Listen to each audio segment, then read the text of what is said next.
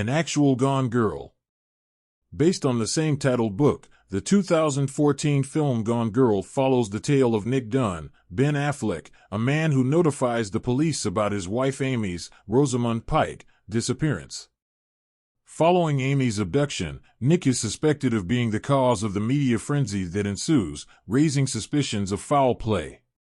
Was Nick's wife murdered? In case you haven't seen the movie yet, we won't spoil the plot twist in this post. The story of Keith and Sherri Papini, a couple from Northern California who seem to have the ideal existence, is told in the new documentary Perfect Wife on Hulu.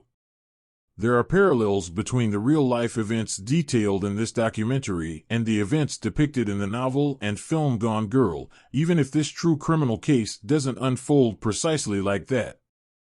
While out for a run on November 2, 2016, Sherri vanished from sight. Keith notified the authorities that she had vanished as soon as he learned of her disappearance. People suspected Keith could have something to hide at the moment. Was Sherri slain by him? Husbands have covered up the murders of their wives and occasionally their children in similar situations in the past.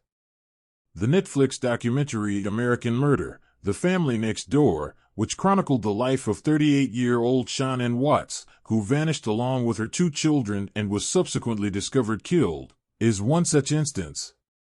But any charges of Keith's murder were swiftly dropped when Sherri appeared on Thanksgiving Day, 22 days following her disappearance. She claimed to have been abducted by 2 Hispanic women who subsequently released her when she was discovered on the side of the road with serious injuries to her body and a chain around her waist. She said the 2 had tormented her while she was a prisoner. But the reality of her disappearance was quite different. This case is explored in depth in a 3-part documentary series on Hulu, which begins with Sherri's disappearance and the media frenzy that followed. We find out more about her surprise return and the stories she told about being abducted as the story progresses. The reality about this woman from North California then comes to light as the documentary draws to a close. The truth about what actually happened to her may surprise you.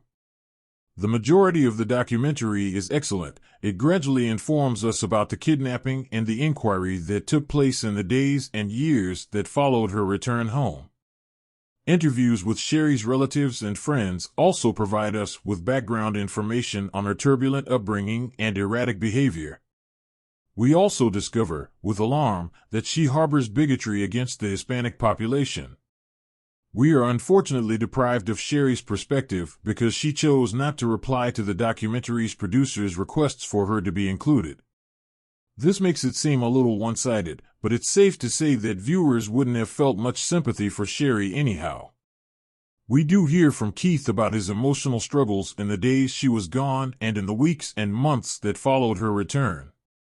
We also hear from the case's investigators about how they were able to determine Sherri's disappearance's true cause.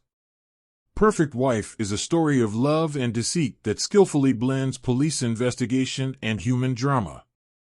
With its blend of police interview material, historical news clippings, and recent interviews with some of the individuals involved in the case, the series isn't all that dissimilar from other true crime documentaries. Still, it's a compelling movie, particularly for those who are unfamiliar with Sherri Papini's tale. If you're in that group, the truth of this actual Gone Girl will probably make you gasp.